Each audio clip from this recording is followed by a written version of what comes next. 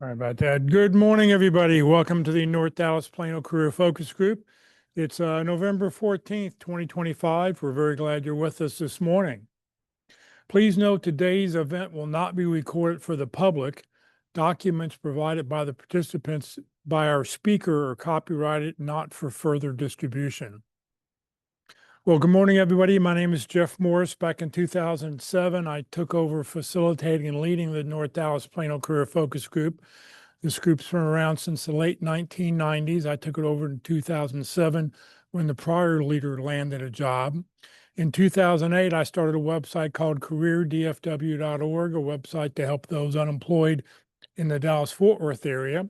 In 2012, I launched careerusa.org to help those around the United States. I have written a book called What I've Learned About Your Job Search That You May Not Know. It is available on Amazon, or if you see me, usually have copies with me. And since 2017, I've been a member of the practice interview team, also known as a PIT crew, and you'll find out more about them in just a few minutes. Our agenda this morning, we'll start out with success stories, job leads, if we have any recruiters online. We'll then do everybody's 30-second introductions. We'll get those here in the room first, and then we'll get everybody online after that. Then we'll hear from the Interview Success Workshop, the practice interview team, and then the career tip of the week and our main event around the top of the hour.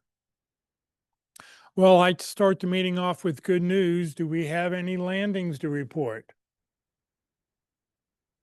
Nobody brought donuts here, but any landings? Anybody online land?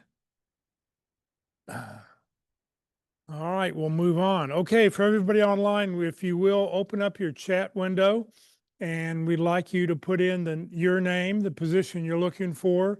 Give us your email, LinkedIn address, phone, the city you're watching from, two or three target companies that we may be able to help you with. And then if you have companies that you have connections at, please let us know, because maybe you can help somebody who's here. I'll put 30 seconds on the clock to get started.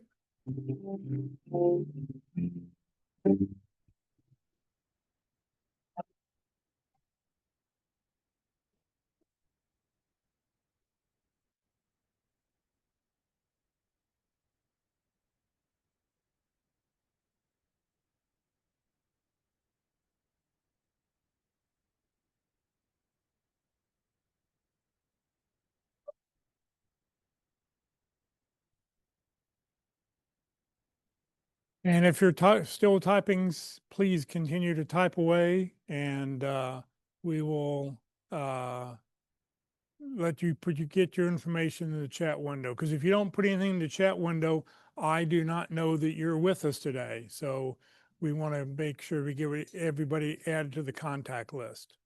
Okay, we're going to do 30-second introductions for everybody here in the room first. So if you all will come on down, grab the mic, and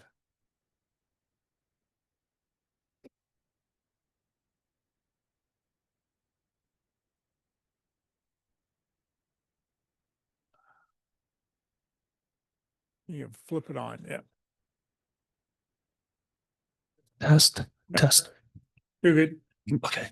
Good morning, y'all. My name is Tim Farrell. I'm an electrical design verification engineer. Target companies this week, Lockheed Martin, Northrop Grumman, and Blue Origin. I have contacts at Raytheon, and my name is Tim Farrell. Thank you. Good morning. My name is David Glasscock. I am looking for a senior sales executive or business development role in the construction technology field. I need contacts at Hilti North America, and I have contacts at Cumulus Media as well as the Dodge Construction Network. My name is David Glasscock. Thank you. Hello, I'm Paul Hussar. That's H-U-S-A-R. I'm a Director VP of Customer Service and/or Technical Support. Veridian Service Partners, Mercury and Brightspeed are looking for me. If you know someone, please help them find me. I can help with contacts at LG. I'm Paul Hussar. Thank you. Hello, my name is Daniel Reisinger. I'm looking for a job in the welding industry, specifically TIG welding. Again, my name is Daniel Reisinger. Thank you. Hi, good morning, everyone. My name is Mike Belzil. So I'm seeking a director of data product management role. So I help companies kind of convert data into dollars using analytics products. So I'm looking for contacts at 7-Eleven, Keurig Dr. Pepper, and Amazon. So I have contacts at Walmart, Epsilon, and Circana. My name is Mike Belzil. Thank you. Good morning, Brett Cooper, adolescent medicine physician and healthcare leader. No target companies this week, but I can help at Children's and UT Southwestern depending on the role, and also have contacted Integrity. My name is Brett Cooper. Thank you. My name is Jennifer Rovira. I'm looking for management roles in training or learning and development, maybe a senior instructional designer role. I don't have any target companies right now, but I know lots of people at Ernst & Young, Children's Health, and Tenet Health. And again, my name is Jennifer Rovira. Thank you. Excuse me, my name is Doug Maxim. I'm looking for jobs as a cybersecurity risk manager, third-party risk management, and I'm also looking to pivot to cybersecurity awareness and training. Target companies would be large companies, particularly I'm looking at Toyota, Raytheon, and Frontier Communications. I have contacts at Raytheon and Frontier Communication and Ernst & Young. My name is Doug Maxim. Thank you, Doug. Hi, my name is Rudra Mazumdar. I am looking for general networking and job advice. I am currently a recent graduate from the University of Texas at Dallas. I do need general networking advice. I have contacts at my current internship with Heart House, which is a local nonprofit for immigrants and refugees. And I am currently targeting the Commit Partnership, which is another education-based nonprofit in Dallas. And again, my name is Rudra Mazumdar. Thank you. Hi, my name is Florence Hogan, and I'm looking for a position. Well, my background is in conducting market research, competitive intelligence, market intelligence, and I've had many titles like lead market researcher, research business analyst, market research manager, market research manager. So but I'm just looking for something that's within insights, competitive intelligence, market research.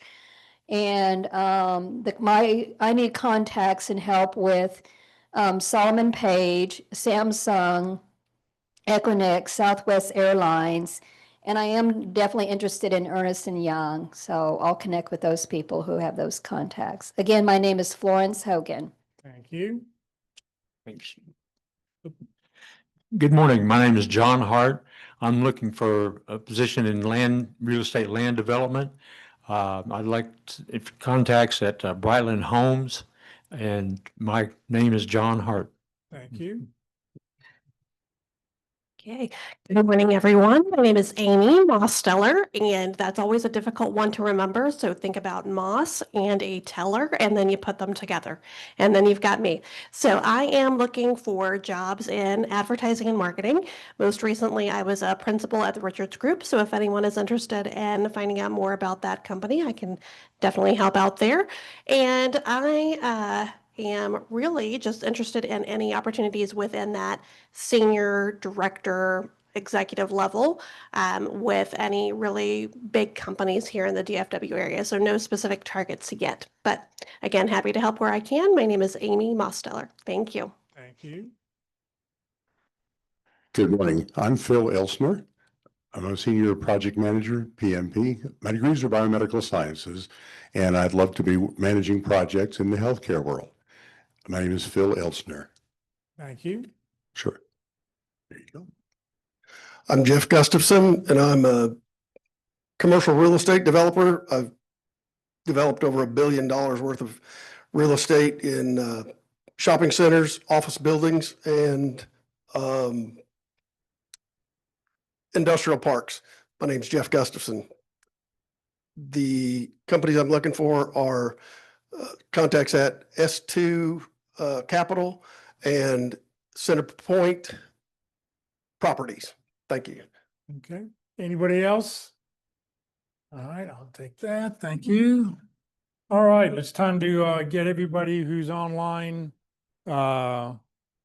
with us. If you will, if everybody who's online, if you will raise your hand, that'll make things go a little bit easier for me. Let's see here. Let me make this go away first.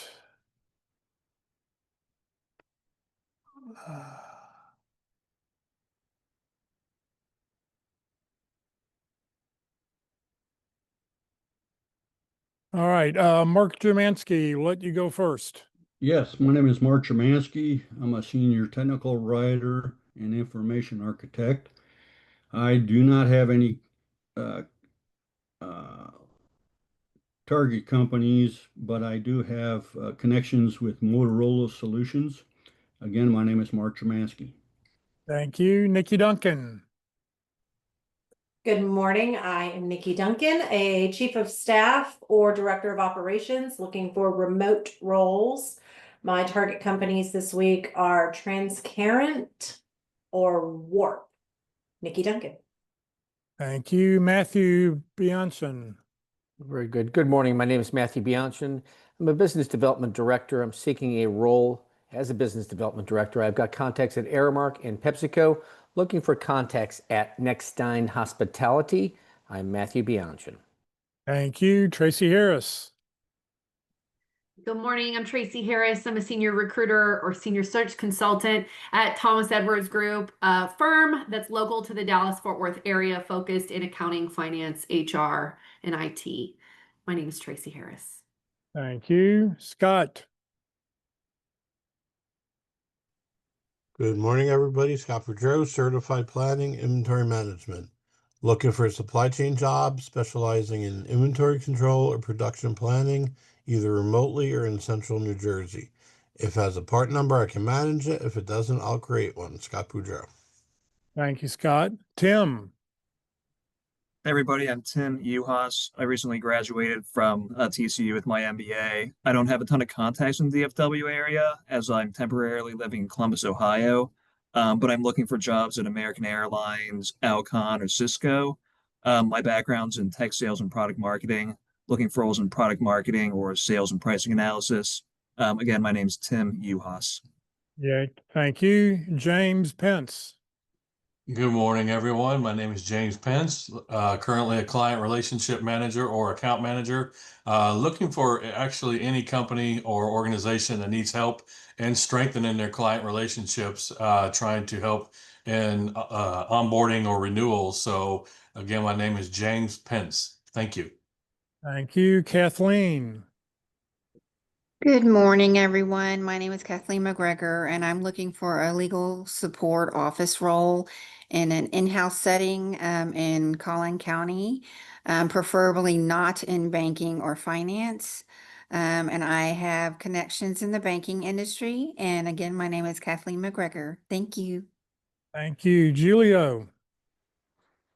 Yes, Julio Novelo here. I'm a senior account manager, bilingual Spanish, looking to target some account management roles. Again, Julio Novelo in the Dallas area. All righty. Anybody else online who I didn't call on? Rosina. Sorry about that, Jeff. Good morning, everyone. My name is Rosina Gallman, and I am your Career Tip of the Week host, so I'll be back in a few minutes. I'm looking for a position as a senior talent acquisition partner, senior recruiter, or senior corporate recruiter, and I need contacts at Manpower Group Solutions, Ericsson, T-Mobile, or TIAA Frisco. Again, Rosina Gallman, Senior Talent Acquisition Partner, Senior Recruiter, or Senior Corporate Recruiter. Thanks so much. Thank you. William. All right. Good morning, everybody. My name's William McLaughlin. I'm currently seeking a business analyst role, and two of my target companies are GameStop and Dave and Buster's. Again, my name is William McLaughlin. Thank you very much, and happy Friday. Thank you. Agoo. Yes, hi, good morning. My name is Ogonna Agu, and I'm looking for a universal design strategy role in logistics and supply chain management. I don't have any target companies today, and my name is Ogonna Agu. All right, thank you. Anybody else online I missed? Going once, going twice. All right. Job leads. Tracy, what's going on with your firm? We've seen a lot, I think I said this last time, a lot of contract roles coming in, which is typical for the end of the year, people trying to get some last minute support. Contract, we're seeing, specifics in software experience, reconciliations, really just specific types of positions. But for permanent roles, we just actually this morning received a senior manager of digital marketing analytics. So needing of strong technical skills in Snowflake, but also the FP&A piece of the budgeting and forecasting. I did receive, I think there's a couple people on here, kind of an admin role for a client that I've worked with extremely closely. They're located in Plano. They offer a hybrid schedule, but we've got various contract and permanent accounting roles, mostly accounting and finance, other than the one admin role that I'm working on. So if you want to contact Tracy, your contact information will be in the chat window. Tracy, thank you for being with us this morning. Absolutely. It's my pleasure. All right. All right. Time to hear from the Interview Success Workshop. Walt Glass.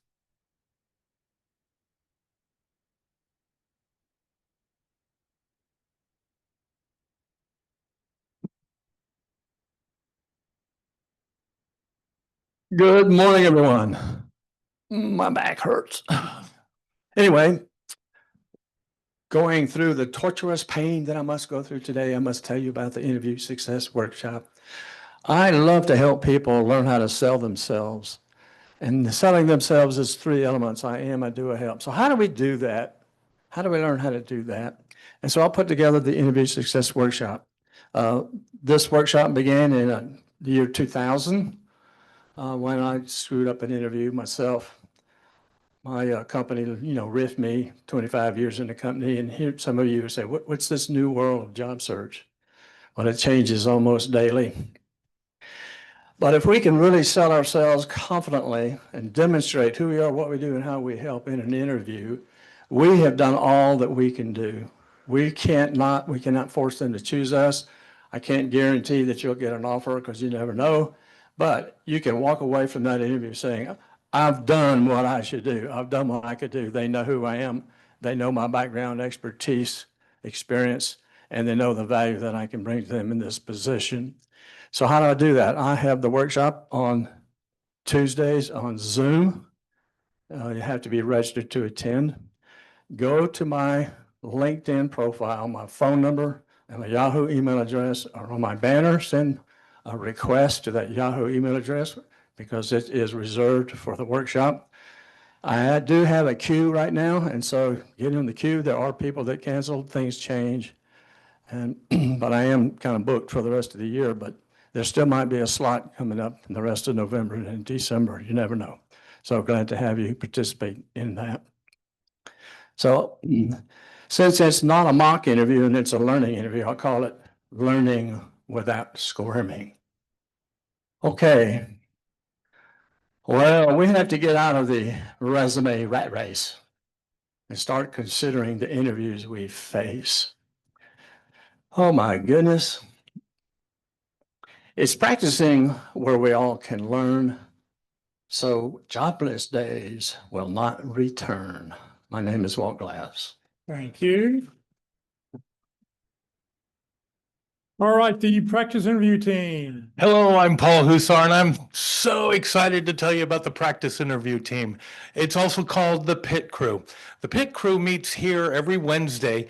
Well, not every Wednesday. First, second, third, and fifth Wednesdays of the month. We meet here 1 p.m. to 3 p.m. on Wednesday afternoon. The fourth Wednesday of every month is online. The Pit Crew is a panel of 3 people that will interview 3 individuals each iteration. You can sign up to be interviewed. You can come and observe. You can even be a panelist. We have panels of 3 people who have been hiring managers, and they've also had to terminate someone.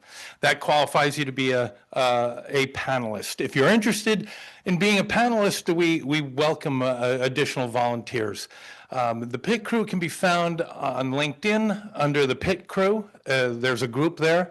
You can also contact Ron Layton, who leads the Pit Crew. Right now, we are full up for the rest of the year, but you can reach out to Ron and get waitlisted for next year. Our motto is practice early and practice often. Thank you. I'm Paul Hussar. Great. And next week, because the fourth Wednesday of the month is the day before Thanksgiving, they are going to do next week, Wednesday will be in person, and on Thursday will be online. So they're going to move the online session up a week for everybody who wants to participate next week. But I'll remind you about that in just a little bit. All right, time for the career tip of the week. Good morning, Rosina.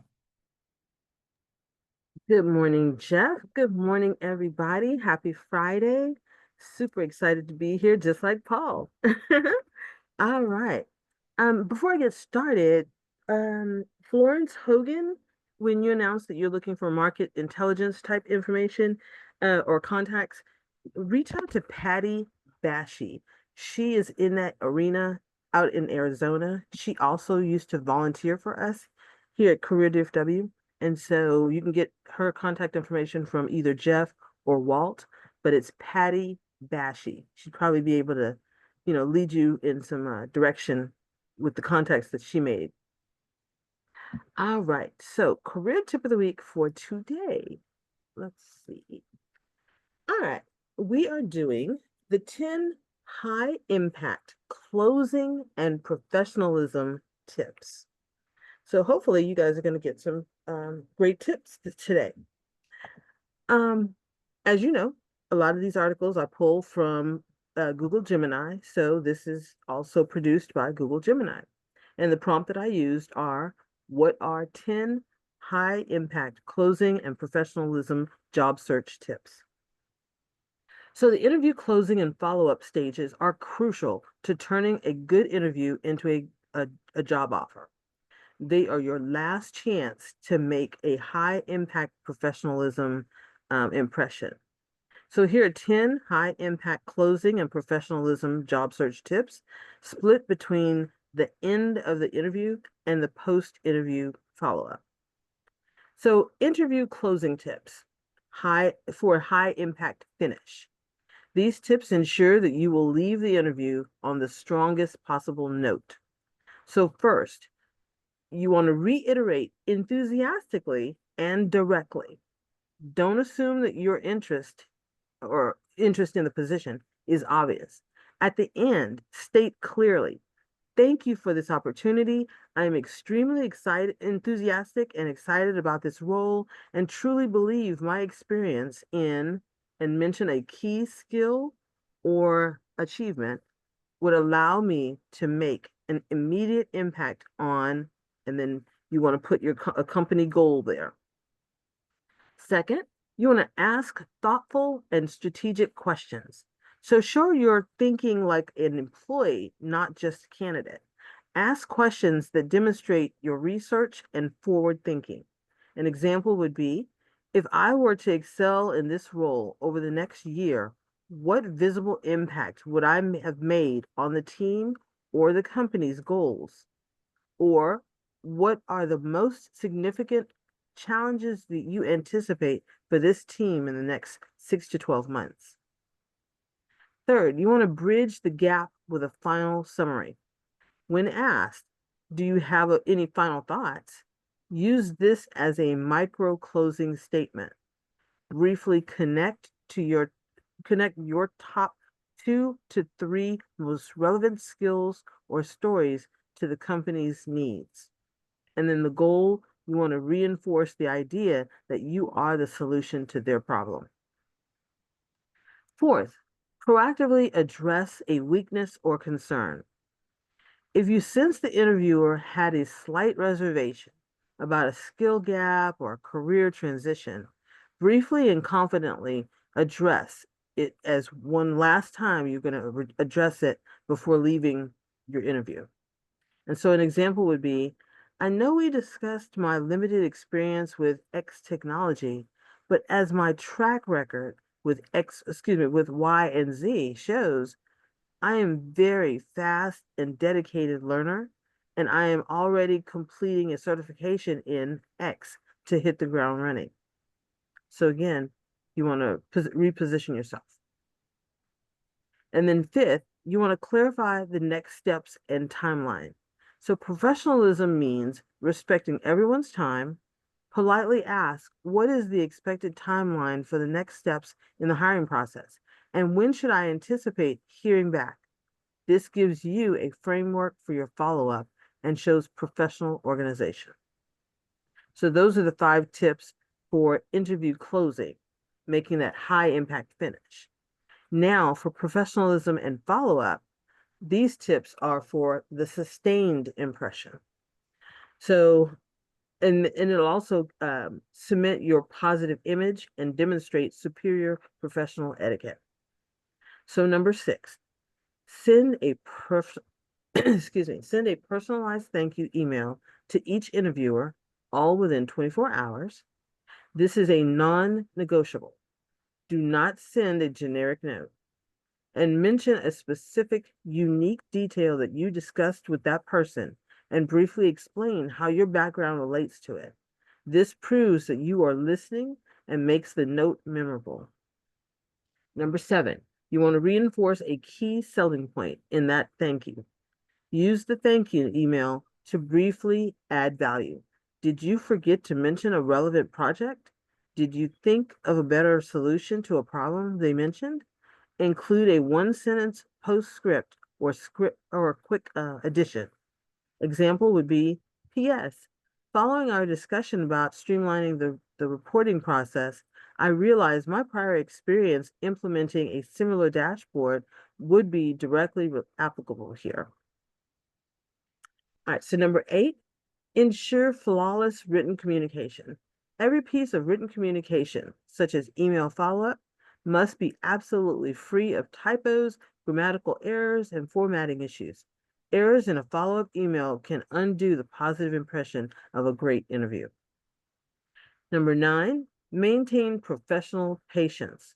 So that's strategic follow-up. Respect the timeline that they gave you, which is, again, tip number 5. If they said you'll hear back by next Friday, wait until at least the Monday after to send a brief, polite follow-up if you haven't heard anything. And do not follow up excessively or pushily. And then number 10, present a unified professional brand. Ensure your LinkedIn profile, portfolio, and any other online presence of a recruiter might check that a recruiter might check are professional, up to date, and consistent with the experience that you presented in the interview. A sudden check-in from a recruiter should find a polished professional brand that supports your candidacy. So I hope that you find the value and gain some added tidbits of insight to ensure that or enhance your interview closing, professionalism, and follow-up. And I'm sure these tips and strategies will get you one step closer to landing your next great job opportunity. Again, review this article, 10 high impact closing and professional tips. That's this week's Career Tip of the Week. Have a fantastic weekend, everybody. Rosina, thank you very much. I don't think I've ever heard the word push before. But Pushily? yes, I don't I think read that too. I was like, that's cute. So, okay. All right. Today for lunch, we're going to go to Mama's Pizza, 2130 West Parker Road. It's on Parker, a half block west from Custard. They've got a pizza buffet, pasta, big salad bar, and of course the hot cinnamon rolls, which are a great way to top off your pizza delivery. So come join us today at Mama's. We'll take a hand count here to see how many people are going to be going from here. If you're going to be going, if you're online, you're going to come join us. Just please let me know so we can save you a space. All right, if you want to receive today's materials, you'll get a copy of the speaker's presentation. You'll get a link to the YouTube Career US on the Career USA YouTube channel. And let me just mention, if anybody tried to see it last week, YouTube turned off the post I made last week because if you remember, I showed the Excel spreadsheet with all the contact information. And because of that, they rejected the YouTube video. So it was up for a day and then it got taken down. So it was nice to know that YouTube is actually sort of concerned about who you are and your information. You'll get a copy of the career tip of the week that Rosina just mentioned, and you'll get a copy of the Zoom chat window. To make sure you get it, for those who are here in person, make sure you've checked your name off on the contact list, or if you're brand new, make sure you filled out the little white slip of paper. And if it's legible, I will add you to the contact list. These people have been here and not done anything legible. And so I don't know what their email addresses are. So if you happen to be on the list here, please see me, or, make sure you've updated the contact information on the list. All right, it's time for our main event. Today, Paula Asinof is with us. She's been with us, this is the third time this year, I think. And she's going to talk about resumes, what to do with all those project details. So give me just a second. We'll swap microphones.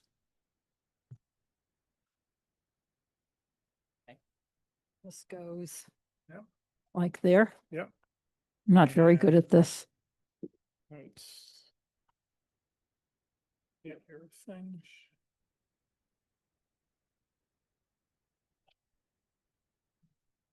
Yeah.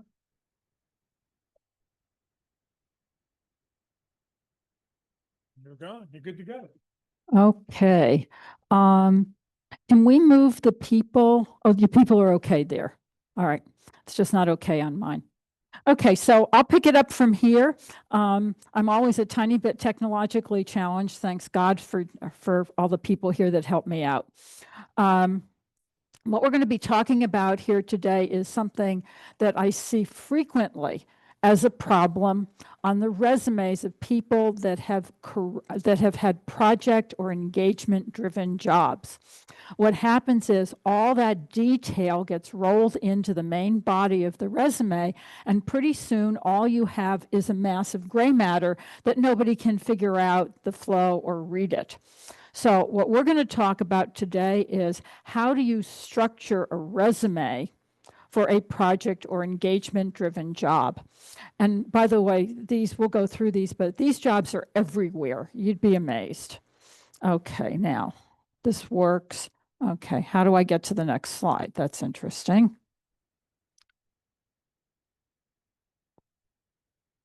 Usually one of those buttons just takes it there. Oh, yeah, that one. All righty, great. Okay, so here's the cliff notes on me. I own my own career consulting and coaching firm called Yellow Brick Path. I'm a longtime friend of Career DFW. The last time I was here, which was in the summer, I think Jeff and I tried to figure out, but I think it goes back at least maybe 10 to 15 years. So I've always felt like this is a great thing. And I have even managed to bring a new recruit to the meeting today. Okay, my background, I'm a Wharton MBA. My corporate background is public and corporate accounting and finance.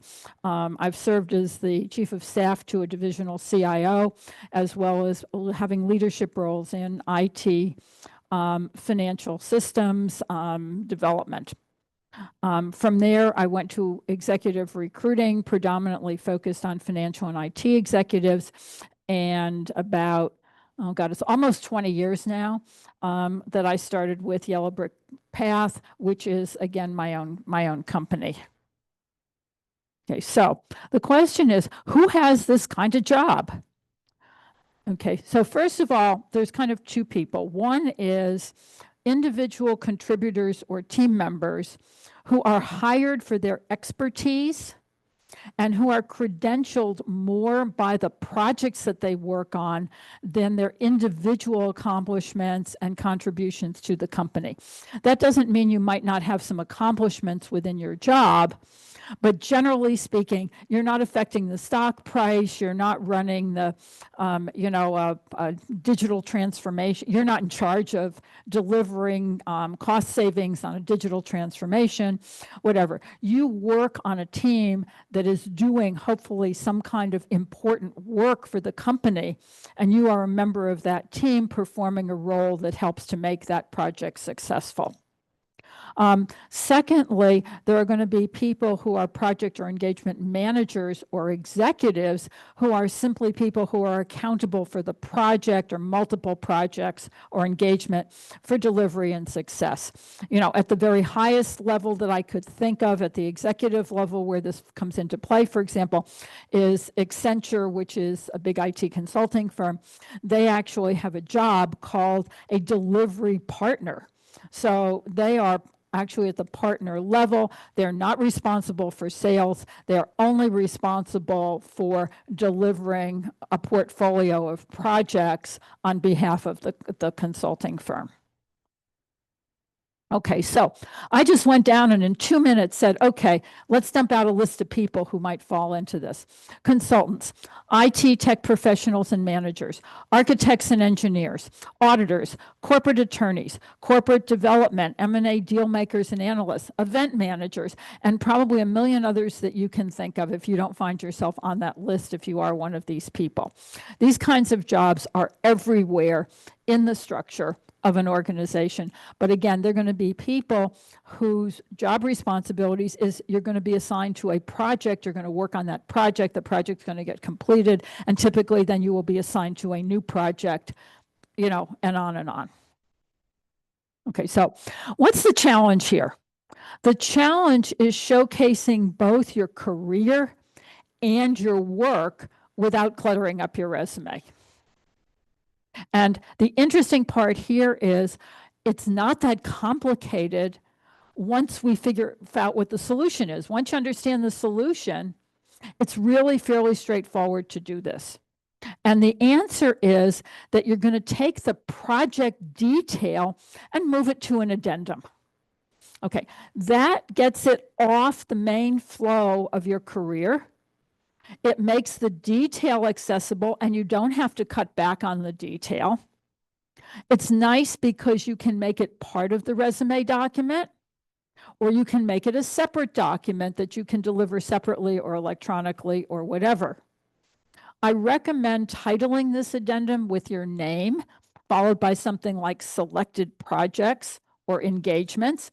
And the reason is that, we'll come to in a minute, but what I said in the next one, selected projects let you easily change those projects for your particular audience. You can look at who you're talking to and say, okay, so these are the 3 or 4 projects that are going to be interesting to them, but they may not be interesting to the person you're interviewing with or trying to communicate with next week because it's a different company, different kind of needs. And you can go and change up the addendum to match the things that are going to be important to that particular audience. Okay. So there are 3 components that you want to pay attention to. The first is when you get to the addendum, I recommend that you either create what I'm going to call, and I'll show you how to do this, and you will receive MS Word documents that if you want to, you can cut and paste that section to build, to start to build out your addendum. So there's a brief description and there's a comprehensive description. And by the way, you can mix and match those. Let's say you have 2 where you want to give a comprehensive description and then 2 where you only want to give a brief description. Mixing and matching is fine, and they don't have to be all the comprehensive ones first and then the brief ones, depending on how you want to organize this. But you don't have to write your life history on every single project in order to get them on the list. The second thing that I recommend in this regard is that you want to create a master list and maintain it. So you've got the formats now, you've got the brief, you've got the comprehensive, and build yourself a master list so that depending on who you're talking to, you can go and grab the ones you want. You don't want to have to be thinking that up every single time that you're building out a career document. So keep your research, so to speak, and pull from it what you need at the time that you need it. And why doesn't it like that?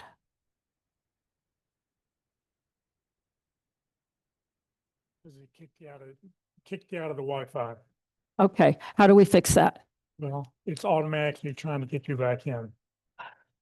Okay, so I'm going to talk while it's continuing to get me back in, and hopefully we'll solve our technology problem. These guys are really important to me. Okay, so that's the master list. And then the additional component is you still want to be able to communicate succinctly about these projects. So I'm also going to recommend that for the projects that are going to be given more detail to, that you may want to create a summary table. And we're going to go through some examples of these. So if you've, let's say, got 4 projects or 5 projects, do we want to kick out and get back in, Jeff?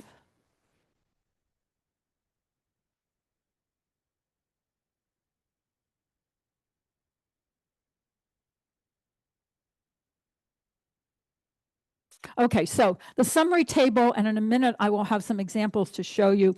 For those of you that are here in person, there is a page of the handouts that I gave you, which shows a couple of summary tables that you can look at.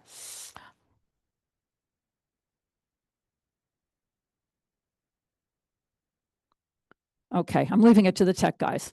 Okay, but basically what you want to do is to have, really you're going to end up having 3 levels of information about these projects. Okay, one is the most information, the deep dive is going to be the project information that's going to go in the addendum. And the addendum is going to be ideally 1 page, maybe 2 pages long in terms of what you communicate. Okay, that same detailed information you're going to maintain in a master list for your whole career, which you can build out and continue to maintain, so that you can literally just pick stuff from. Question?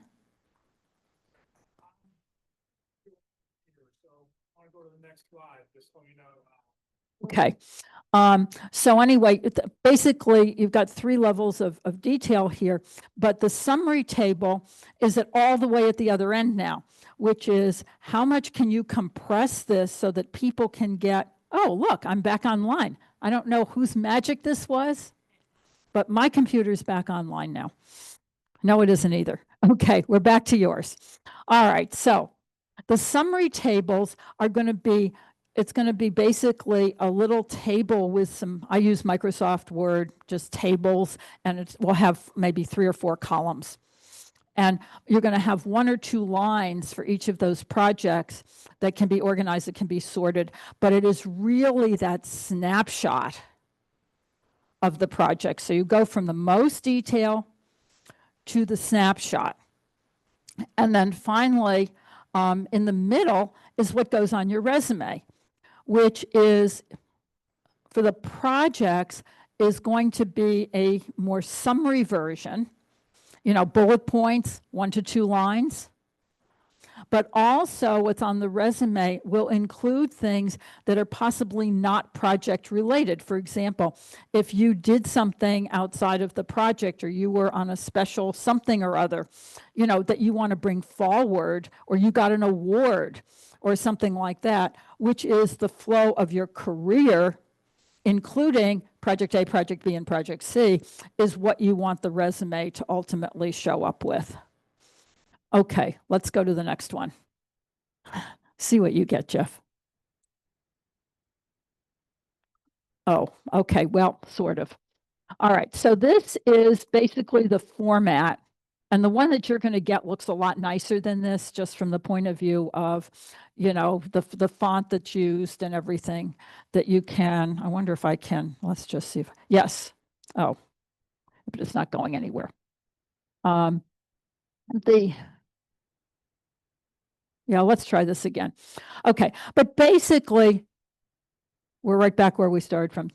So do you want me to shut this down and come back in? Okay. All right.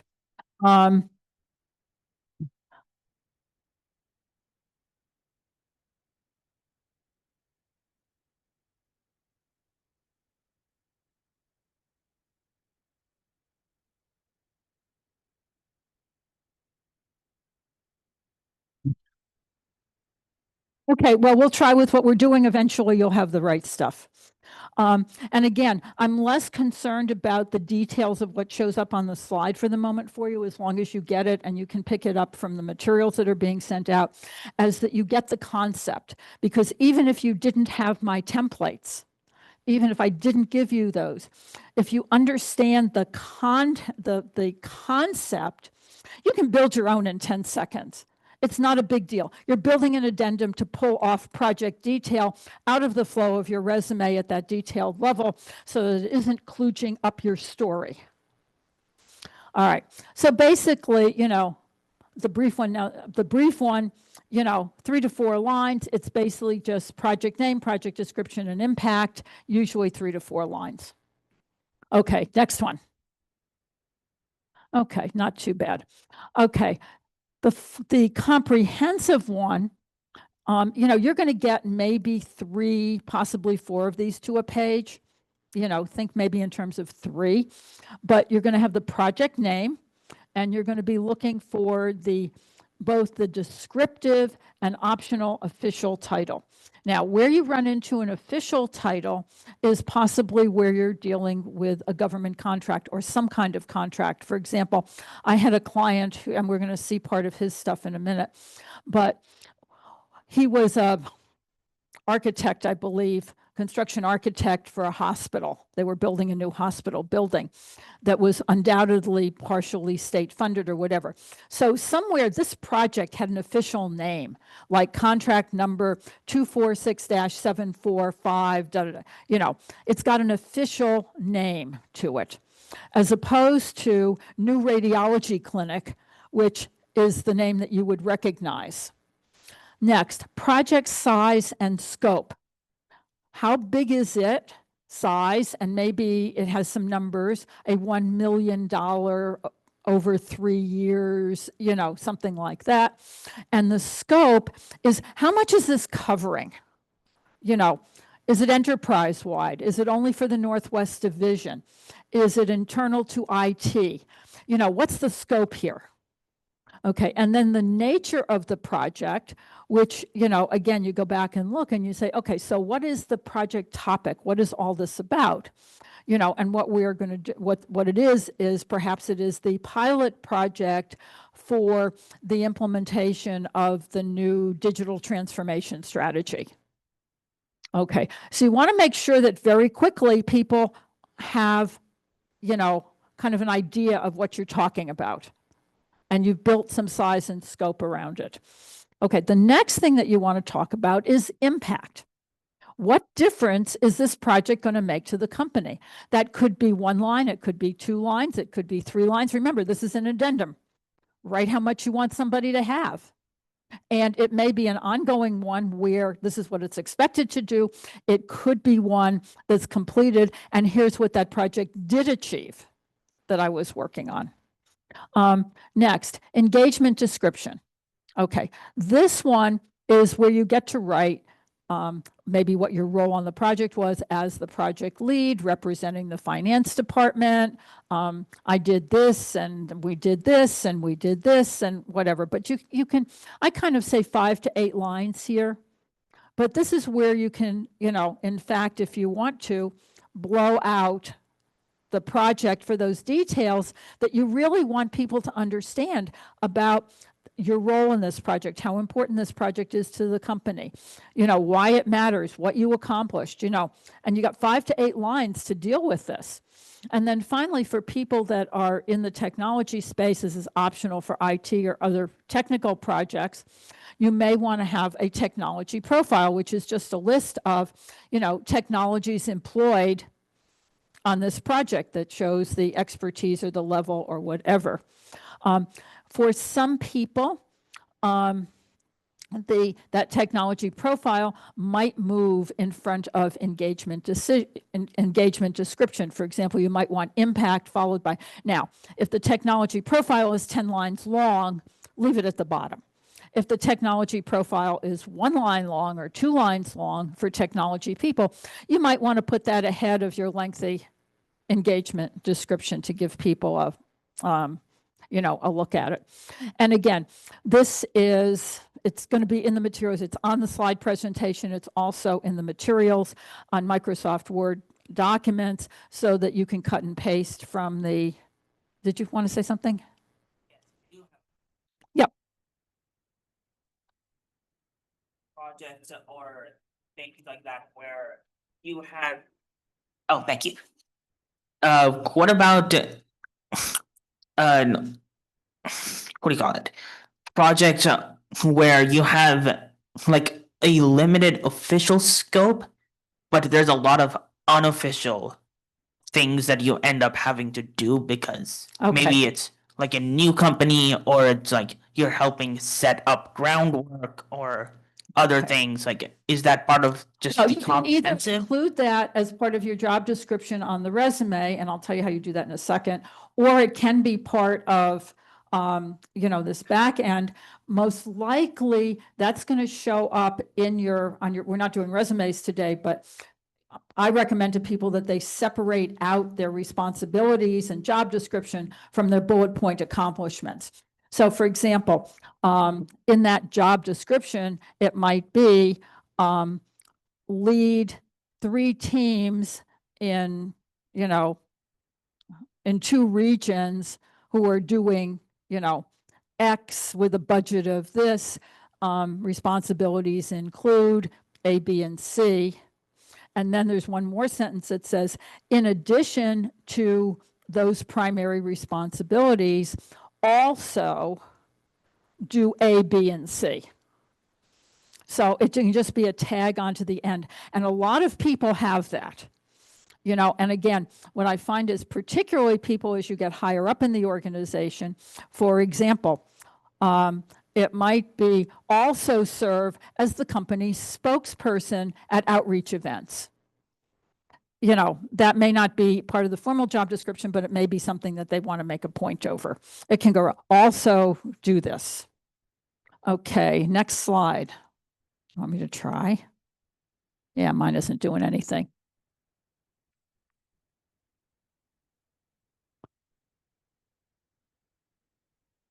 Let's see what Jeff can do for me. That was the master list. Okay, we've talked about that, so let's go, because I just kept talking. Okay, summary table. So here is an example of somebody who is a security and infrastructure engineer. And this came from a real client several years ago. None of the things that come from real clients are ever perfect. It's not like I sat down and said, let me build a perfect example. But I find it's more useful to give you a couple of examples of what somebody actually turned out with. And, I could go back, say on review and say, maybe you want to change this or do this differently or whatever. But this is a real one. It's been obviously genericized so that you can't identify the person. But this is 5 projects. And what you put on the top of the columns is totally under your control. So it's not that everybody has to have columns that say project name, project type, role, and scope. That's what this person wanted. You have to figure out what is the information that you need in that table that's relevant to your career and your projects. And when we get to this, you'll see that each one is different. Okay, so in this case, there's 5 projects there. And project name, project type, role, scope. Okay, now, what you'll notice on this is when you're using a Microsoft Word table, which is what I usually use, you have sort capability in that table. And in Microsoft Word, I believe you've got a 3-level, up to a 3-level sort. I hardly ever get to a 3-level sort, but sometimes a 2-level sort or a 1-level sort is useful. So for example, in this one, what you'll notice is that this one has been sorted by project type. So you'll notice that all the infrastructure ones are together, then it's followed by security, then followed by security and infrastructure. Now, in this particular case, that sorting is also in alphabetical order, but that's not required, but that's one way. So anyway, that's one showing you a single sort that you can do, and also the fact that you can put the table there. Okay, next one. Okay, this is a corporate media. This is, again, to show you the breadth of all the kinds of people that can do this. So this is a corporate media producer, and this is not sorted, because if you look at this, there's the way it's been written, there's nothing to sort on. Nothing is grouping out in that list. So it's just, I suppose maybe it could have been done by role. You've got two producers, perhaps you could have sorted by role and gotten the two producer roles together. But there's not really, or also under the media, you've got two that are pure video. You might have been able to sort by that. But I'm not sure that that's, huge value added in this particular case, although you could have. Okay, next one. Okay, so here's one that's going to be really different. This is our construction project manager. And you'll notice that this one has been sorted from high to low by budget. By the way, this also could have been sorted by size. Just depends on what point you're trying to make and how you want to communicate that information. And there might be cases for a two-level sort there where it might be size within budget, for example, or budget within size, and you get a two-level sort depending on what you've got there. And we'll see that in the next one. So again, now you see you've got different headings: project type, size, budget, highlights, because that table gives you something different. Okay, next one. Okay, this one is really interesting, and this is my favorite one to share for you, because this was really developed a dozen years ago, and it was the first time that this was ever created. I had a client who worked in corporate development / M&A of a fairly good-sized corporation, and basically what this guy did was M&A deals. And we were trying to figure out, what do we do with this? How do we present this? We're not going to take their whole company confidential deal sheet and stick it either in the resume or in the addenda, because there's too much company confidential information on that. But we do need to give somebody a sense of what the deal sheet looks like, because that's what this person's been doing. I think this person was about 40 years old. This person had been doing their whole life. And so we actually did something fairly sophisticated. And I want to show this to you. You may not have many occasions in which to actually be this sophisticated about it. But again, so you'll also note that when we built the deal sheet, there are two columns on the end that would only be used in this particular case if this was a complete deal sheet. So you can really, for the most part, ignore those two columns. So we've got 5 columns. Okay, and what we picked up was deal sheet, value of the deal, the company name or company description, technology or product, and strategy. And one of the things that's very interesting about this is on the deal structure and strategy, we had a limited list for sorting. So the only kinds of deal structures, the only thing that we were going to call these deals had to be one of those 4 things: either an acquisition, divestiture, minority investment, or an investment Series X. Okay, there weren't going to be any other kinds of deal structures, so you had to pick. And the same thing with the strategy. There were only going to be 3 strategies to pick from. That's a non-performing asset, a product line extension, or white space, meaning that they acquired this because it was something new that they wanted to add to their portfolio. And then again, depending on how many you had or what you were doing, for example, you could sort by value within acquisition, so that you could get a really clear picture of what was going on in this space. But this is the, this is the great-grandfather of all of these. And in my business a lot, what happens is I get a client with a unique problem that we need to solve. And for those of you who were here, hopefully everybody who was here in August now has jobs. So you wouldn't be here in August. But in August, what I talked about was building a storyline. And what was I going to say about that? Well, I've lost my thought, but it'll come back. So, but anyway, I know what it was. So with the storyline, what happens is that I get a unique situation with a client and we're trying to solve a problem with their resume, with their career story, with their personal brand, with whatever. And we create something. And after we create it, it really turned out to be pretty cool. So now I said, yeah, this is really interesting. So now let's try it with a few more clients. So on the storyline now, 80 to 85% of my clients, we are doing that on their resumes. For project people, again, this was the first one 12 years ago, maybe. And we built it for that particular person. But then it got interesting. Let's try it on the next project person that I'm working with and the next one. So now anytime I have a client that's in the project space, we look at whether this is a relevant approach, and it frequently is. So that's how this stuff gets created. Okay, next slide. Okay, these are just some tips on this stuff. Some of it I think we've mentioned. Okay, brief and comprehensive formats can be mixed on the same page. Addendum, usually 1 to 2 pages. A reference to the addendum can be noted in the main part of the resume. So now one of the things that you can do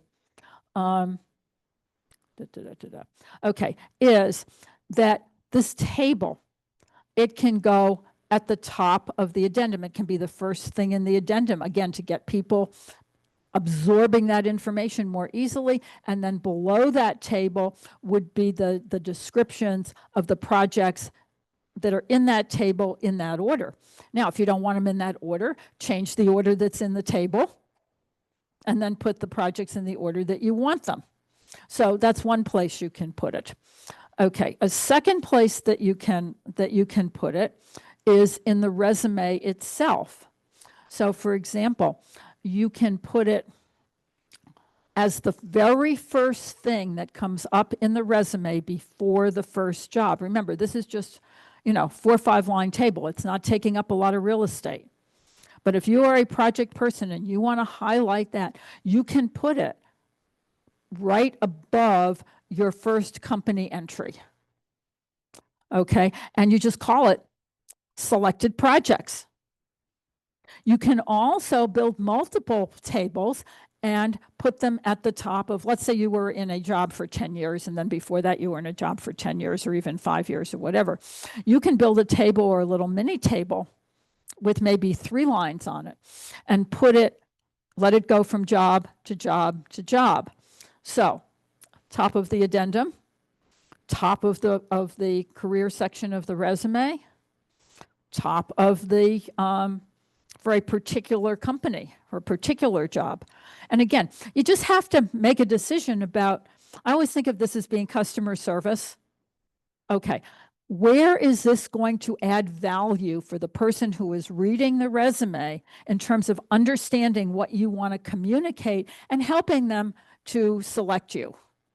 How are you helping to clarify that communication in the best way? Because after all, the person who's hiring you is nothing more than a customer, who wants to buy a product, which is you. Okay. Now, the other thing, again, we talked about is the selection of projects that can be changed by audience.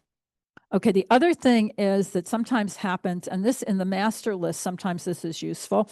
You can build a master list just chronologically, or you can build it with some groupings. Maybe these are all the projects that use technology A, and these are all the projects that use technology B. Or these are all the architectural projects that you did for large organizations like hospitals, and then these are the ones that you did for residential communities. So you can start to look and say, do I want to just have strictly chronology? Do I want to break my project list down into some categories? You can even break those things down by role. So here are the 5 projects in which I had a leadership role, And here are the 5 projects in which, I was just a team member. So again, you can massage this in terms of what you're trying to communicate. Okay, I already talked about if you're using an MS Word table, the entries can be sorted. That's where they can go. Now, the other thing is if you are going to use a table, you want to keep the information and the order of the table consistent with the order of the detail. And I'm going to show you an example in a second if we manage to get it up, where they didn't quite do that. So if you're going to say this is a data transformation project, when you get down to the detail, we ought to be able to recognize it as that data transformation project. Yeah. ATS compliant. I would not use any tables when you fill out an ATS. So if you're filling out the applicant tracking system online, do not use tables. This would be fine if you're hand delivering it or It would also emailing be it. fine if you're uploading it as a PDF, for example, which many places you do, or sending it as an attachment to an email when you're sending it out to somebody and it's going out as a PDF. I don't do it. I don't have as much occasion to do it now, but if you go back several years when loading things into ATSs was a hugely big deal, in a searchable format. There are a lot of ATSs which you can load a PDF because they're not using it to search. They're using it to get a document into their system, not necessarily to search on it. But if they are using it for searching, what I generally have suggested that people do is actually create a new version of their resume, and it's what I call a formatted, unformatted .tdx version of their resume. And you get rid of every single table, special character, underlining, bolding, anything that's not on your keyboard comes out of that resume, and then it looks like garbage. You reformat as a .txt, it looks like garbage. Then take your .txt version and go back in and work with your .txt version using things like spacing, or spacing between lines, or capital letters, or things that are in the txt range, so that it becomes a readable document.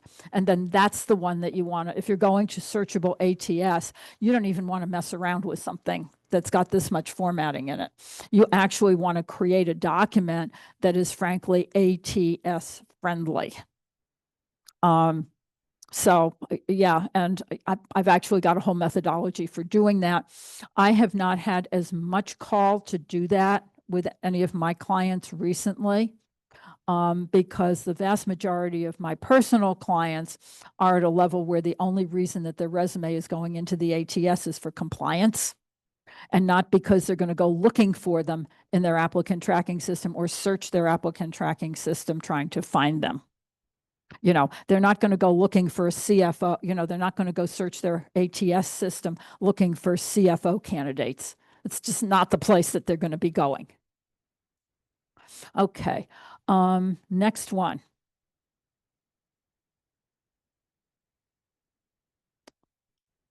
Okay, this is very small.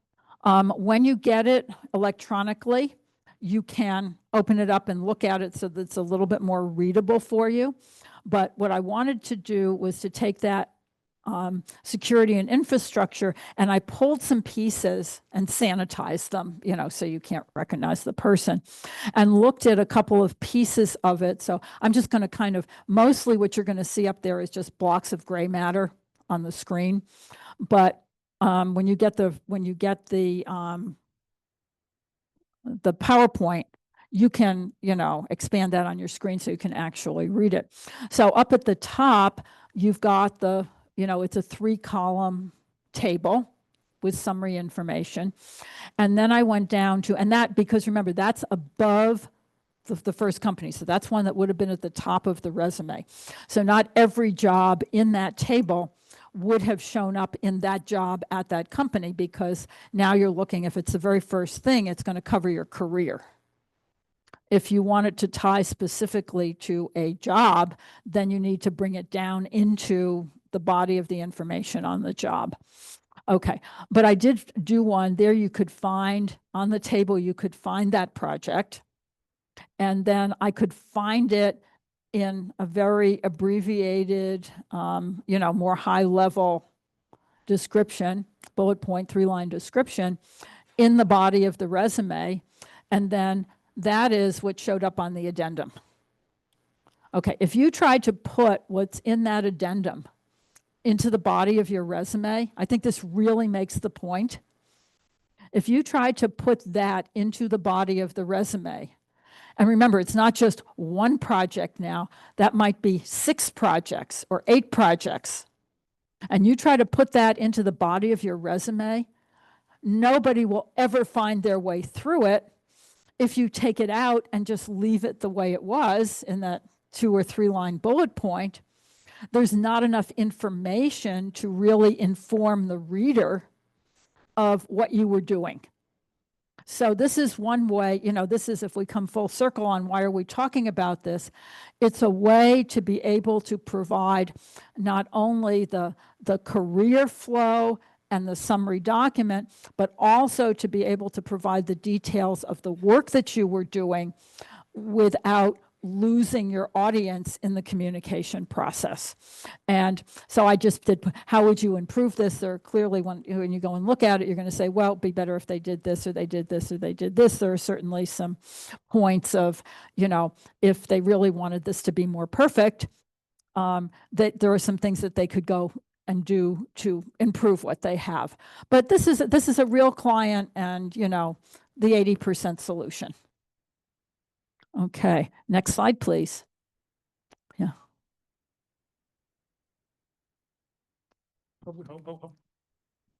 What just happened? Oh. How common are these addendums used by project managers, and could other people in other fields of areas be using them? Okay, I'm not these days reading enough middle management resumes to know whether this has been widely adopted.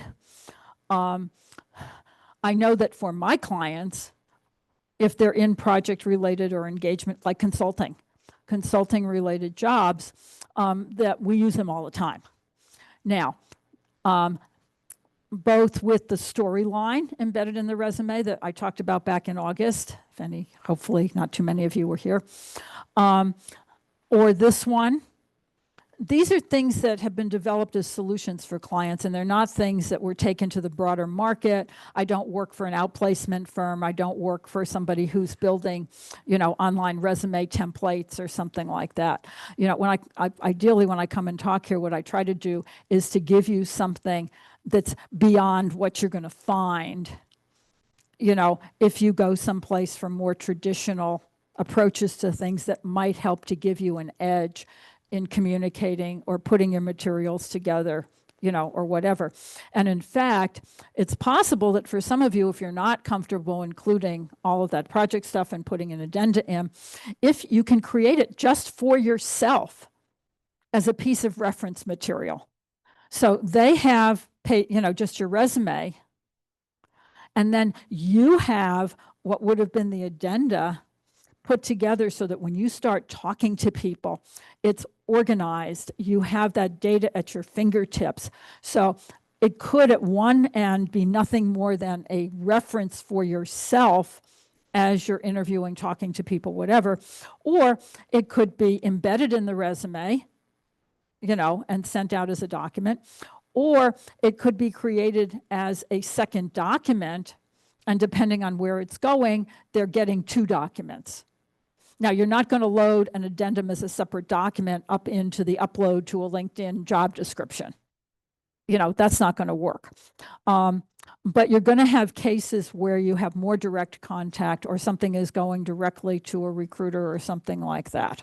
You've got a couple of recruiters that work here, and if you were reaching out to them personally and you were attaching documents, you have a lot of flexibility about what and how you send it to them. And then when they get to their systems, they can figure out what they want to do with it. If you're just uploading to a LinkedIn thing, and I haven't done this in a while. I think on LinkedIn that you can load a PDF up. I'm not, does anybody? Okay. So when you apply to a LinkedIn job, you can upload a PDF, in which case your ATS problem goes away, because they're not going to try and load your resume into their ATS for purposes of searchability. That's where you need to get into your .txt document. If you send a PDF, it's more likely going in there for compliance. You know, this is EEOC stuff, and Department of Labor and stuff, compliance, where they have to have all of this. You know, there's some companies you'll find that they won't even talk to you till you've uploaded your resume. You know, that's not because they're even reading it, but they need it for compliance. So, you know, you can run into that sort of thing. And the other thing is that, and again, this is modulating and training now. We're saying, you know, the ATS system can't read the PDF, you know, searchability. But now we have the advent of AI. And so the question is, and this is just evolving on a day-to-day, week-to-week basis, but if you give AI a PDF and ask, and then give it the right, you know, question, it can take not only can it take that, but it can take the job description, it can take your PDF, it can take, you know, you can do all kinds of things that we couldn't do 6 months ago. Or maybe we're being done, but we're in background and haven't made it into the total mainstream. So you've got a whole new set of things that's going on right now, that where AI is going to shift what companies can do, don't do, how they do it. And hopefully, maybe in one of the next couple of presenters you have in here, they'll come in and update these people on the new world of AI and resumes and all of that, because it's in constant flux right now. Okay, so this will be on the screen. This is kind of, you know, a little bit about what I do, who my client base is, what I offer. And the next screen.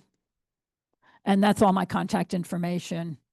If you're here in person, you've also got a business card, you know, just so that you have it if for any reason you want it. If you would like to be connected to me on LinkedIn, just send me an invitation, but hopefully you haven't used up all your notes. But if you still have some notes left this month, write in it that you were at the Career DFW, so that I know, you know, because some of the people here might not be in my normal network. So just so that I know to accept it, because I know you were here. Just if you have a note left, you know, or send me an email that says, hey, I just sent you a LinkedIn invitation, please accept it. You know, anything like that, to make sure that I know that, you know, you aren't some random person that just is trying to network with their 100 best friends this week. Okay. I am pretty much on time. I think it's Q&A. Yes, questions here in the room. I see this as a good document that you can use after you've been interviewed, just as a follow-up document. You know, I just wanted to, you know, we didn't talk about all these things, but, you know, here's some of the projects I've worked on. And I see that as a really good document for that. Questions? Thank you. Hi, Paula. Good to have you back. Thanks. It's good to be here. I always love coming here. Good reason. We heard years ago that you never want to do anything but a chronological resume. And then we went to functional resumes. Do we want them or do we not? So we can control the story. What I'm hearing you say has nothing to do with chronology except in a tabular form. And I'm not really sure how do we go about sequencing the functional pieces that you're talking about here? Okay. Now, this is my opinion only. I have opinion, in case for those of you that do know me, I have opinions about everything, but they are only my opinions. They are not truth. You know, they're not God-given principles that, you know, came down off the mountain. This is strictly my opinion based on my ideas and my experience with my career and all of that sort of thing. So take it for, you know, take it for what it's worth in that regard. I am not a big fan of functional resumes in any capacity. And the reason is that people who are experienced at reading resumes on the first screen spend 6 to 10 seconds making a yes/no description. And here's what we read: name, current or most recent job, and then I run my eye down the company job dates to see if you're 97 years old or if you've had 42 jobs in the last 3 years, to your education. I can do that in 6 seconds. And in most cases, if I've got 50 resumes in front of me, we're talking about somebody that's doing some kind of manual read or whatever. I can look at that, and in 6 seconds, I can make a pretty good yes/no decision. A functional resume for that screen is particularly useless. Okay, the second thing is that in terms of, and again, my opinion only, what's called the executive summary section at the top, I believe that people have stopped reading that. And the reason that they don't read it is because most of the time it is pure junk. It is either your opinion of yourself, which frankly I don't care about, or it is random accomplishments for which I have no context. You know, I built a, what's the word when you build something from a building from the ground up, what? Yeah, if you go out and you build something from, yes, thanks, Greenfield. So if your accomplishment is that you built a greenfield widget manufacturing place in Poland last year, well, that's pretty cool. Okay, but if that's all you're giving me, I have no idea for what company, for what size of company, the scope of the job, whether you did it 20 years ago or 3 weeks ago, what you're, it just, and then I get 6 of those in a row. I have no context on that information from which to evaluate it, which is why people have stopped reading it. So there are definitely things to put in the executive summary, but it's not 5 random accomplishment bullet points, because nobody's going to read that. They want to see it in the context of the job.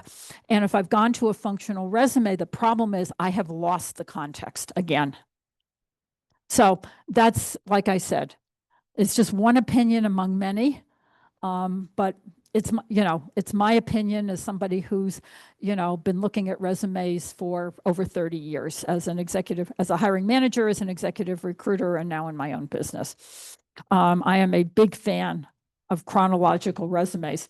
And to bring out those things that you are trying to show within the chronology, and if you're trying to build that storyline, which is go back to the presentation, and if you weren't here and you need that, I'm sure Jeff, at request, Jeff can send that out, that presentation out to you, which has to do with building a storyline using headlines through the resume to allow somebody to get at more of that information that you're talking about.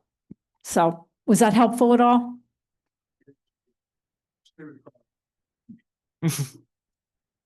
That's it. But I wanted to give you the reason, because people did. There was there was best practices, chronological, functional, back to chronological. But, just to tell you, oh, don't do functional, it doesn't provide you any decision-making capability. Any more questions? So I guess this is still in the whole resume thing.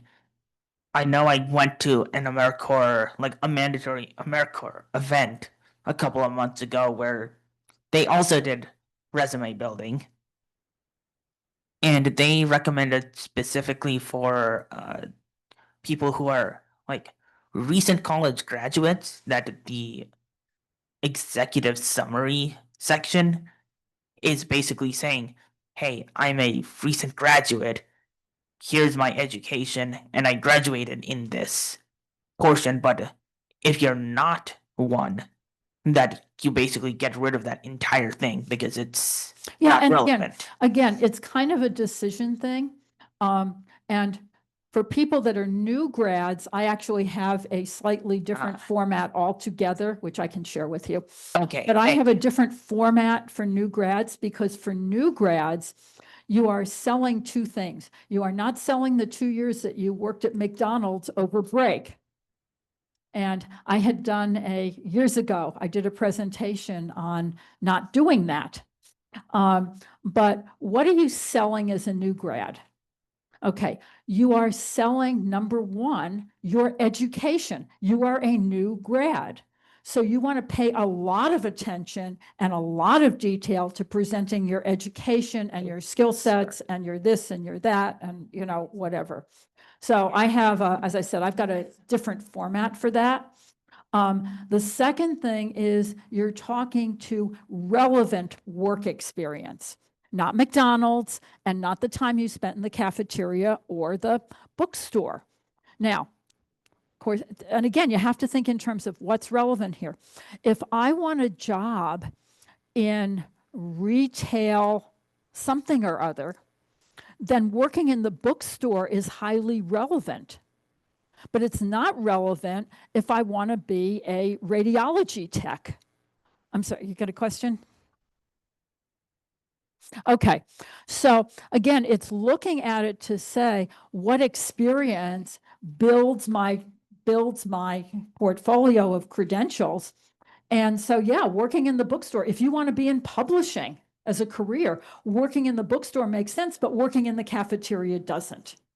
If you want a career in food service, maybe you want to go work for Cisco, then maybe working in the cafeteria is relevant. So you've got to kind of work with this. What, you know, in addition to my education, what is the relevant experience? And then the other thing, like working at McDonald's, is useful to say, and I, you know, earned half of my tuition working summers in fast food. You know, that's nice. I earned some money. But it's not like I want 5 bullet points on I was lead cashier and I counted the money every night, you know. I know you're all smiling here, but you know, people do this. And then the other place, just to finish off, which is at the other end of the scale, there were some senior people, really senior people here this morning. I have had an occasional very, very senior person who has come back and said the feedback they got in their resume is that they didn't want all this fluff on it. And so we have written what I normally help them write for that section, and then we took it off the resume. They have it if they need it, but their market, their customer didn't like it. Well, I don't have any jobs to give them. Their customer doesn't like it. We took it off the resume. You know, so there's a little bit of thinking about who's your audience, what do they want, how are they processing this information? Does that help with your, whoever? Yeah, I just had something I wanted to add on to that question, particularly if you're someone, some of the times when I'm looking at these job descriptions, they're so detailed in what they want. And, you know, you can't always hit every single detail of that. So I can't do the whole speech for you this morning, but I can give you my general thing on that. If you are looking at a posting or a recruiter spec, okay, there are four main sections on it. One, you will usually find some kind of brief company description. That is going to be followed by the job description, a brief one. That is going to be followed by a laundry list of skill sets and stuff that you need to have, check the box, followed by personal characteristics of the ideal candidate, you know, that kind of stuff. Those are your typical sections. Okay. And the one that is the summary of the job, which is usually only a couple of paragraphs, that is where all of the important information is, because you are looking to find out who this company is trying to hire for what purpose at this time. When you get into that laundry list, which is what you're talking about, that is a data dump out of the HR system. And nobody ever got a job by checking all of the boxes on what came out of HR, because there's a real strategic hiring, especially if I remember your background, especially at your level, there's a strategic hiring decision being made here. It's not just check the box, check the box, check the box, check the box, check the box for the 20 things that HR has in their HRIS system for purposes of compensation management and job equity and hay grades and everything else that goes in there. So it doesn't mean don't look at that list, But I recommend that you start with that one paragraph or 2-paragraph job overview and see if you can figure out who they're actually looking for to do what at this moment in time. Does that help a little bit? Yes, yes. And then just one other follow-up question. Like he was talking about, like if you're new, like if you're a graduate, what if you're trying to make a transition and you're trying to kind of move a little bit in a different direction? How do you target your information that way? May I? Sorry. Yeah. The target on a transition is, it's probably a little bit more complicated than what I can do in what I think is the 2 minutes I have left this morning. But okay. On a pivot,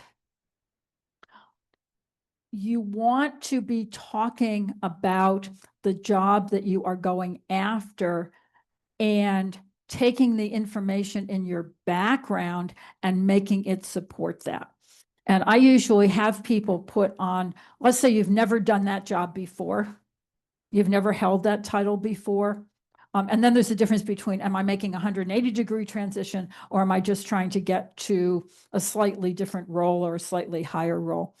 But I like putting on a resume. Again, I'm not writing for an ATS system here, but I will put at the top, rather than just starting by defining myself as, let's say, a VP of marketing, I might say right at the top, I might say target role, VP marketing, retail industry sector, and then what you want to do is you want to go back to that posting and see what they're looking for. See if you can actually do that pivot, as a single step.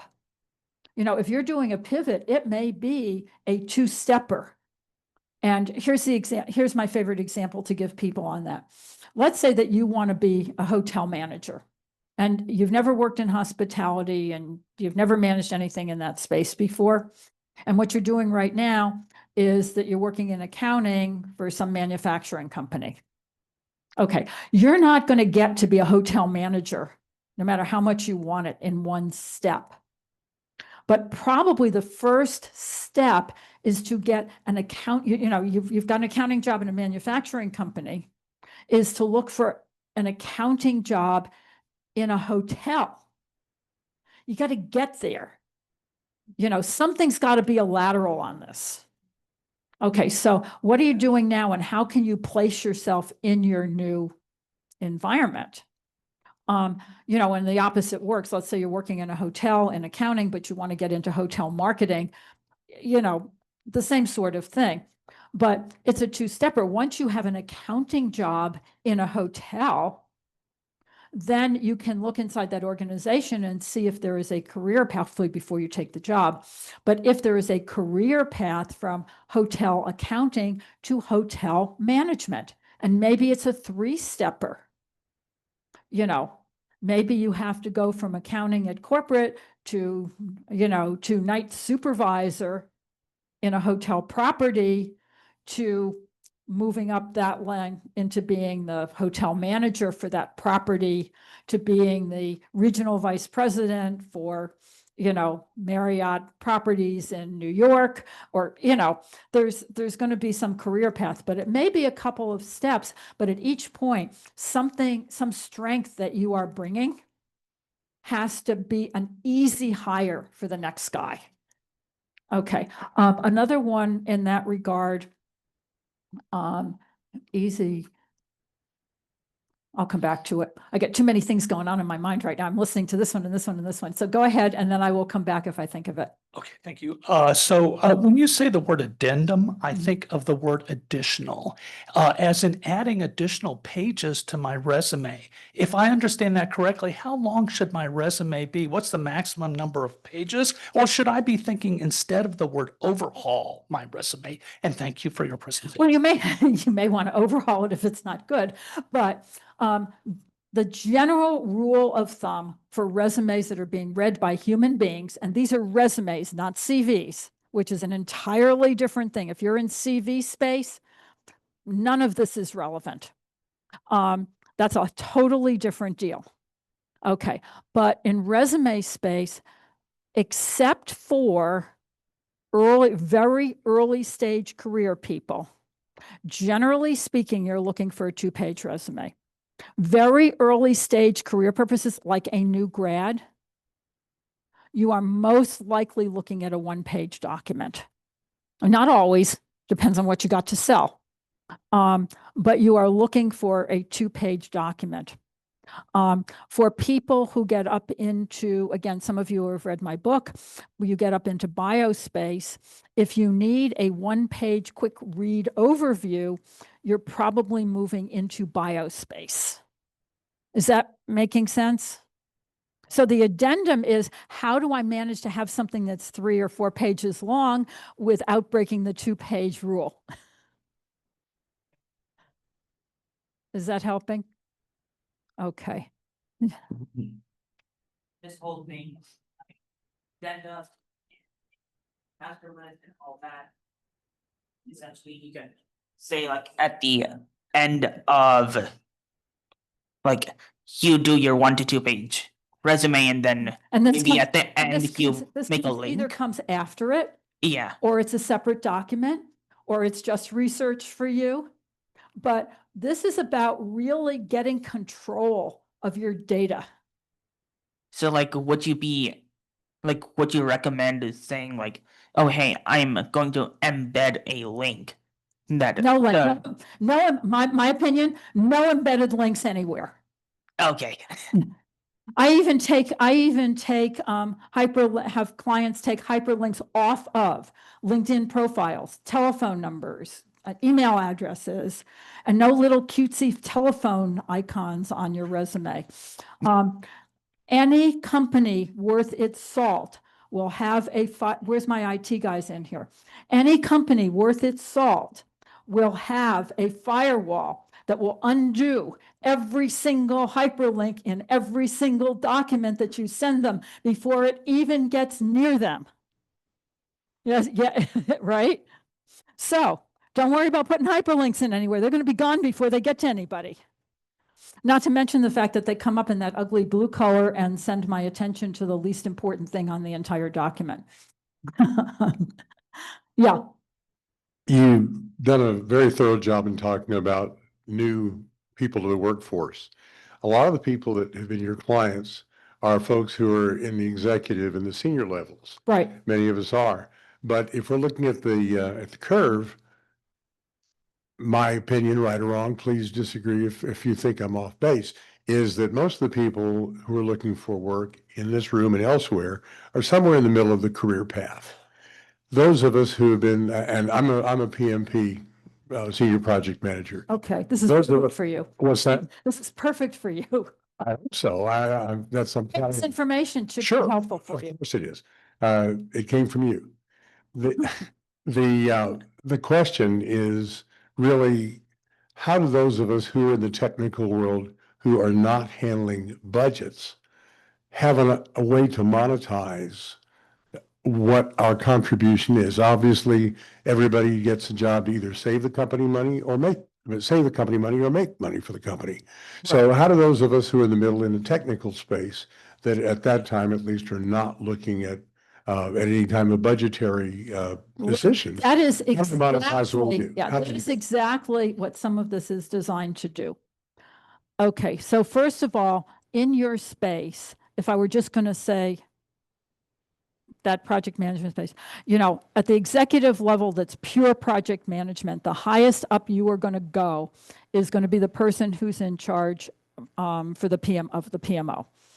And those are real strategic priority decisions. They are investment decisions, all of that kind of stuff. So at the top of that chain, you are in charge of investment decisions and financial decisions and, all that kind of stuff.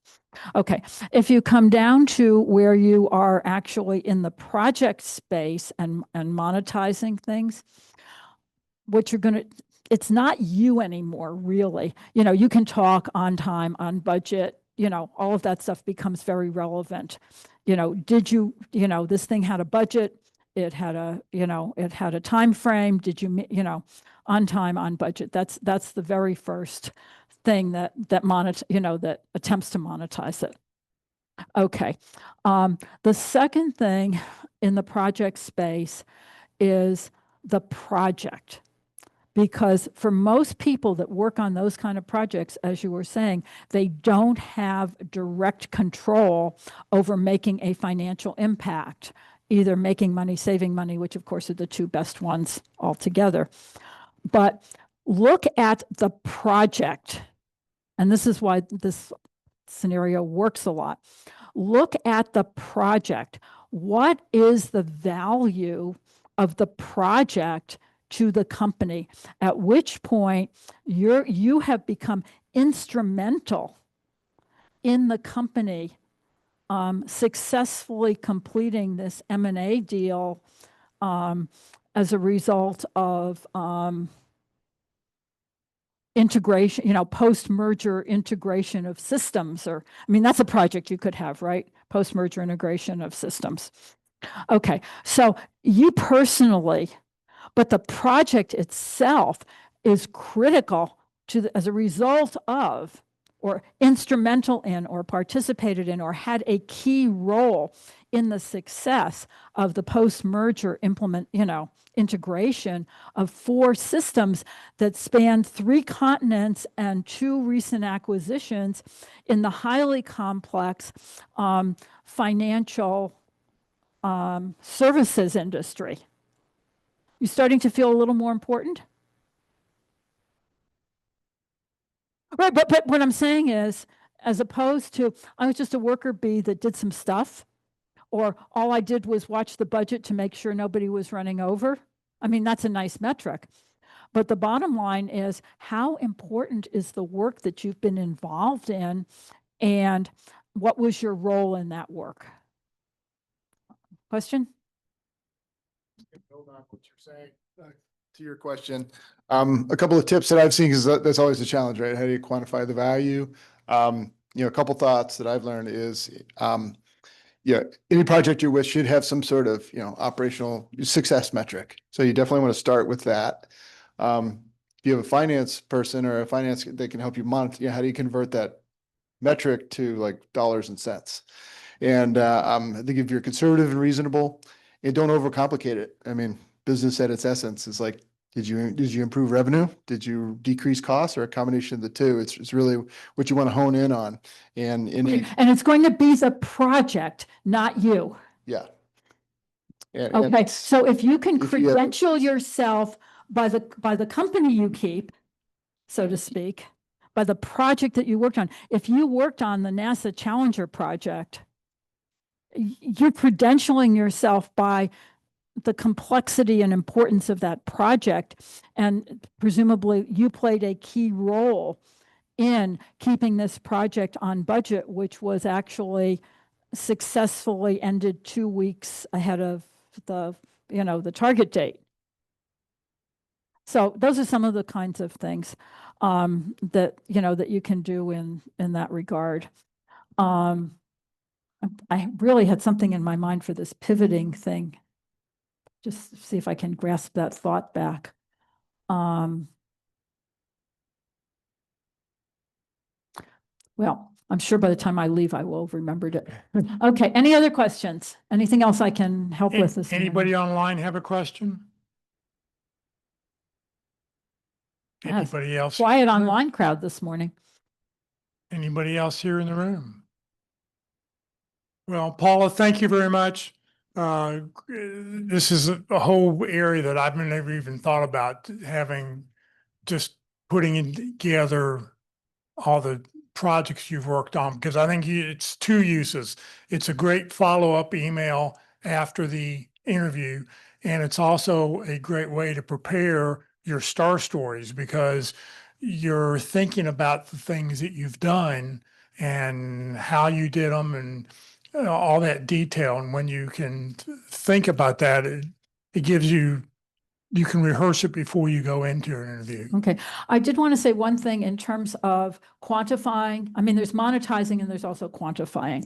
But in the area of quantifying, which would include monetizing, one thing that a lot of my clients come and say, oh, well, yeah, we did this great thing, but you know, the company didn't publish a report on that, so I don't have any numbers.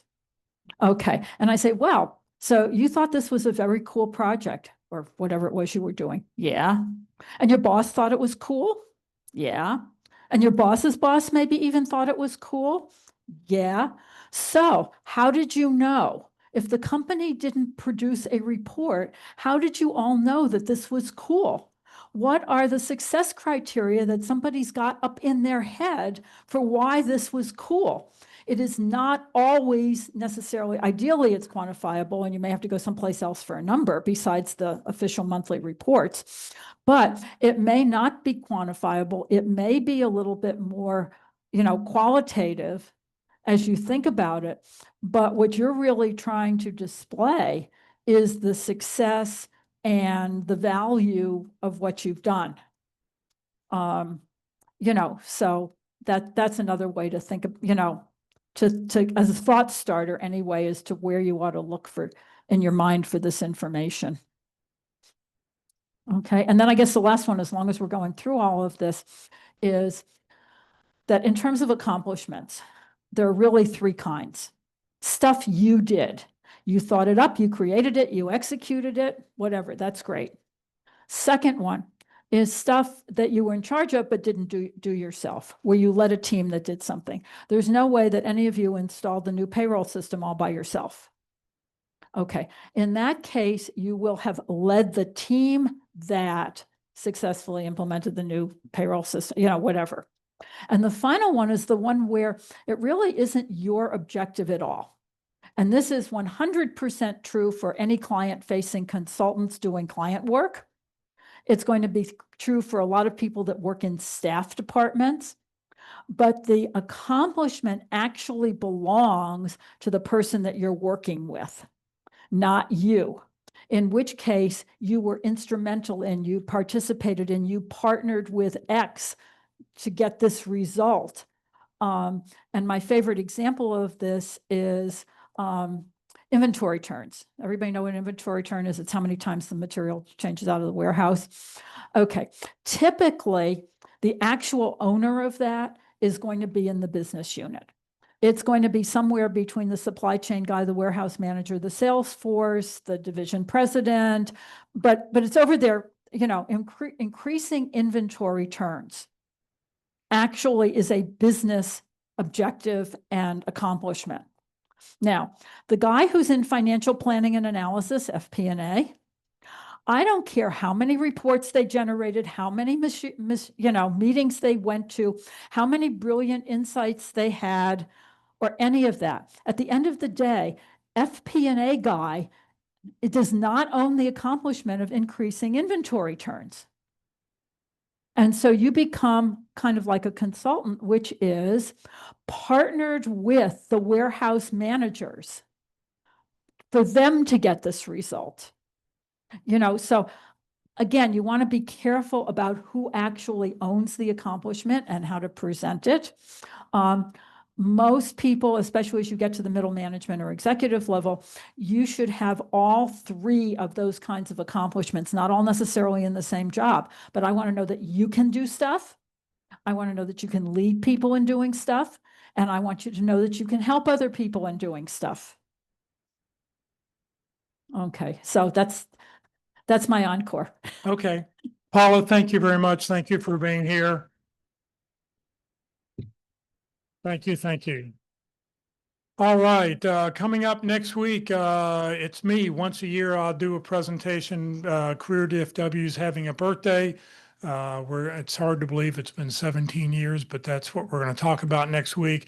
I'll tell you the history of Career DFW and why I got it started. And then I'll talk about the 4 stages of your job search that you need to focus on while you're in transition.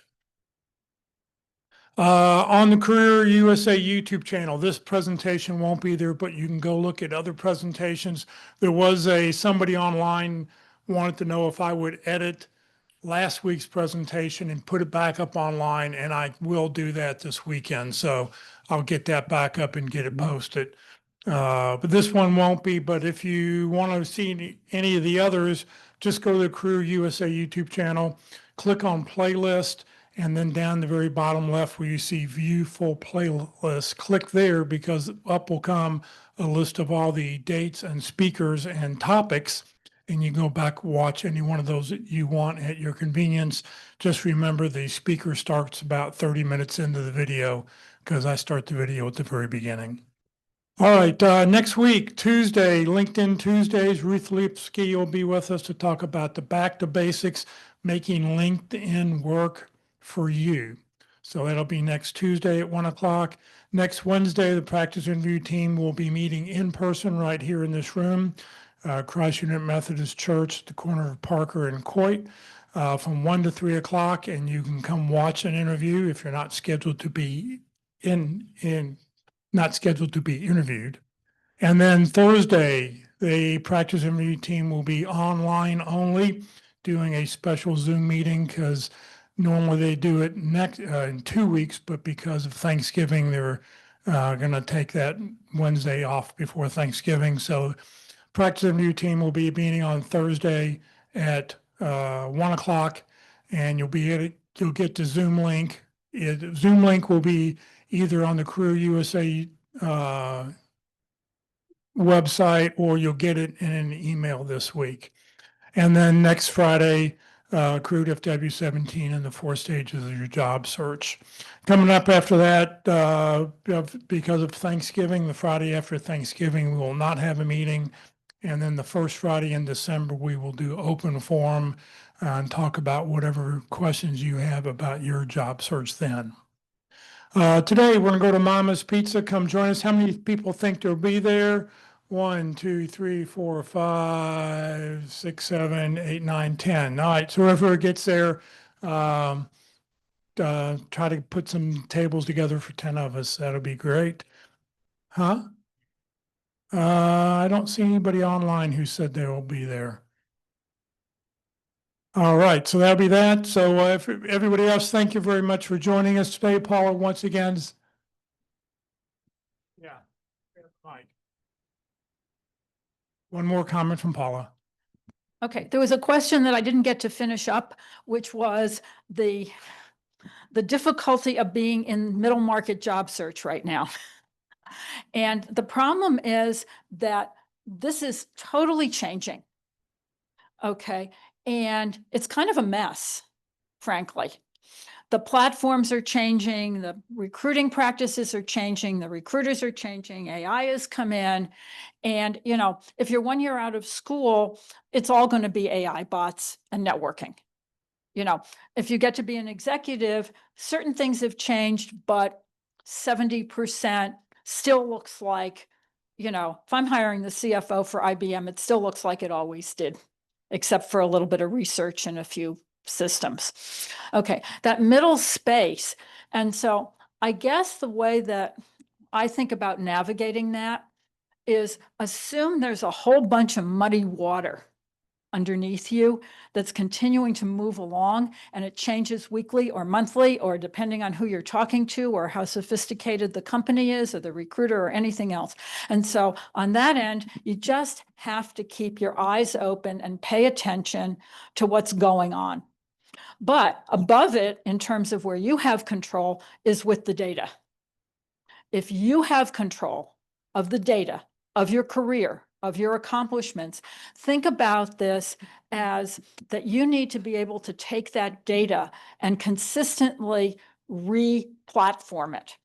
If you think about it, if we look at your resume as a platform, your bio as a platform, your LinkedIn profile as a platform, your, you know, whatever else, all you're doing is taking this data that now hopefully you have gotten control over as you put together a resume, as you put together whatever else you're working on. And you're going to take that data and you're going to re-platform it to whatever platform shows up next week. But the only way that I feel like you can give yourself some measure of not being in complete chaos is to keep control of your data and then figure out how to move that data from platform to platform to platform to match up with whatever is going on in the world this week that you can figure out. Okay, hopefully that's helpful. Thank you. If anybody wants, I've got the Dallas Business Journal here. Last week they came out with the best places to work. So if you want to see the macro, small, medium, and large companies, they're listed right here. You can come take a picture of that. So if everybody else, have a great weekend, and we'll see you all next week.